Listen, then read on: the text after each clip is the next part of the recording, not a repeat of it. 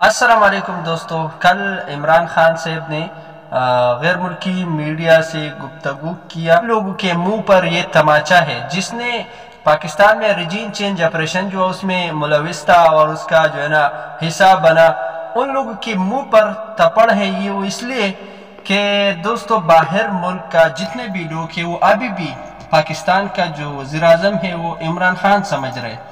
अभी शहबाज शरीफ जो है ना इस वक्त वही वज़ीर आज़म है, लेकिन तुर्किश सहाफ़ी का आप ये देखें।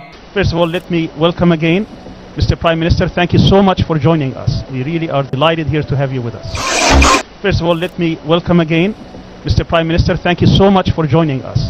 हमारा जो जितना पाकिस्तान में लोग हैं ना वो भी समझ रहे कि हमारा जो वज़ीर आज़म है वो इमरान खान है, लेकिन ये जो इम्पोर्टेड हुकूमत ऊपर लेके आया और मुसल्लत किया ये ज़बरदस्ती से, और बार बार हमारा जो सीनियर सहाफ़ी है आप लोगों को पता है वो बार बार बता रहे कि जो ना इमरान खान से खुद बता रहे अपना पैसा जो चोरी किया हुआ इन लोगों ने वो बचाने के लिए वो छुपाने के लिए ये लोग जो है ना आए, और उसमें जो इदारों के अंदर वो लोग जो करप्शन किया और वो भी इसमें मुलविस है पैसा जो है ना चोरी करने में, तो उसके थ्रू इसलिए कि ये इनको भी पता था ये शहबाज शरीफ नवाज शरीफ को कि ये हमारे साथ तो मुलविस है, तो उनके ज़रिए जो है ना पाकिस्तान में रिजीम चेंज ऑपरेशन किया और तमाम केस ख़त्म हो गया।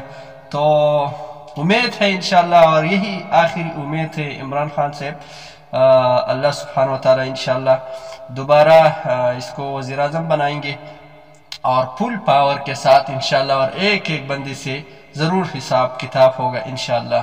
तो बहुत खुश हो गया यार दोस्तों, ये तुर्किश सहाफ़ी ने जो इमरान खान साहब से बात की उस टाइम